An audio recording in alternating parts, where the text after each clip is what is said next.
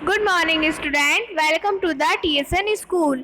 I am going to teach our Hindi grammar. बच्चों आज हम क्लास फर्स्ट की हिंदी ग्रामर पढ़ेंगे पार्ट 3 जिसका नाम है शब्द विचार। देखिए बच्चों बहुत से शब्द ऐसे होते हैं जिन्हें हमें विचार करना पड़ता है और एक वाक्य बनाना पड़ता है। तो चलिए बच्चों इस पुस्तक में समझते हैं। पहला चित्र आता है बच्चों, बच्चे टेलीविज़न देख रहे हैं।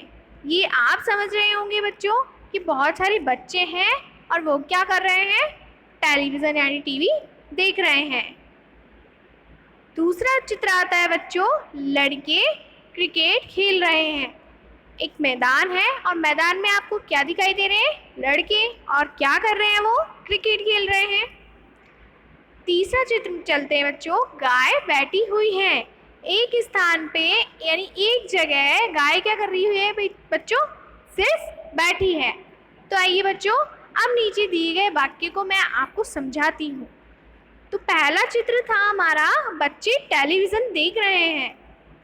अब इसमें एक वाक्य बना है और इसमें 5 शब्द का प्रयोग हुआ है। कैसे, बच्चे टेलीविज़न देख रहे हैं। तो बच्चों ये जो शब्द है ये कितने हैं, हम गिनेंगे इन्हें। तो ये शब्द आते हैं हमारे पास 5 और एक वाक्य पूरा होता है। इसी तरह दूसरा चित्र है, लड़के क्रिकेट खेल रहे हैं। तो इसमें भी 5 शब्द आते हैं और एक वाक्य बना है, जैसे कि लड़के क्रिकेट खेल रहे हैं। इसी तरह तीसरा चित्र है, गाय बैठी हुई है।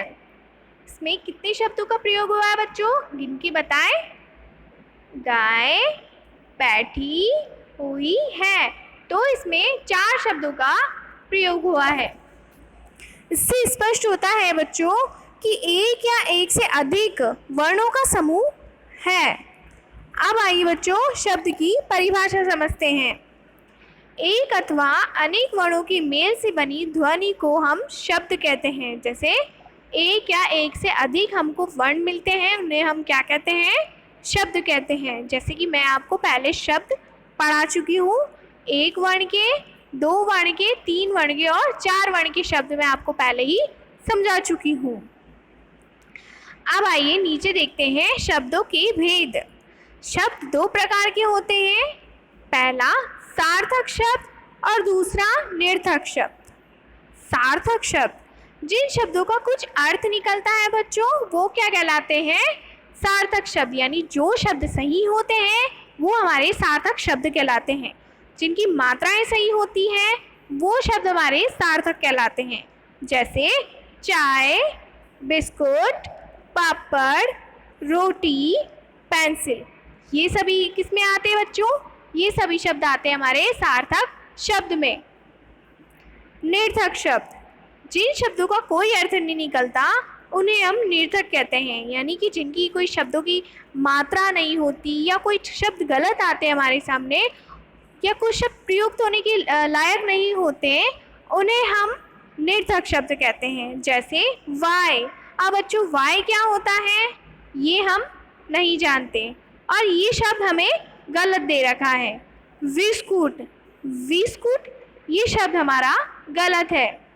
वापड़, वोटी, पेंसिल, तो ये शब्द हमारे निरर्थक शब्द में आते हैं। ऐसे शब्द निरर्थक होते हैं। अब आइए बच्चों नेक्स्ट पेज पे चलते हैं।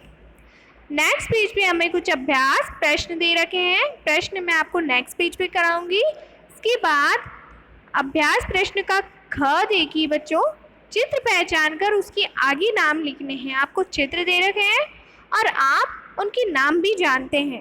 पहला चित्र किसका है बच्चों, पहला चित्र आता है बस का।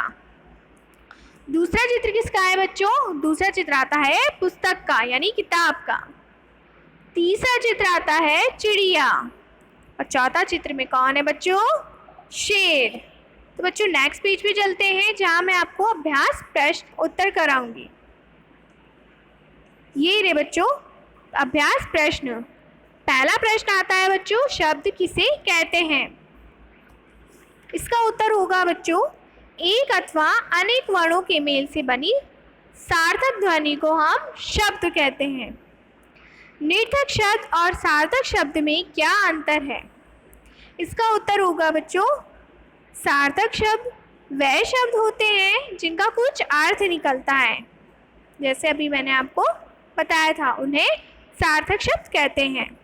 निर्थक शब्द ये वह शब्द होते हैं जिन शब्दों को कोई अर्थ नहीं निकलता, उन्हें निर्थक शब्द कहते हैं। तो बच्चों, आज का ये चैप्टर अभ्यास प्रश्न हमारा यही समाप्त होता है। आप अपने घर पे करके देखिए और समझिए। थैंक यू बच्चों।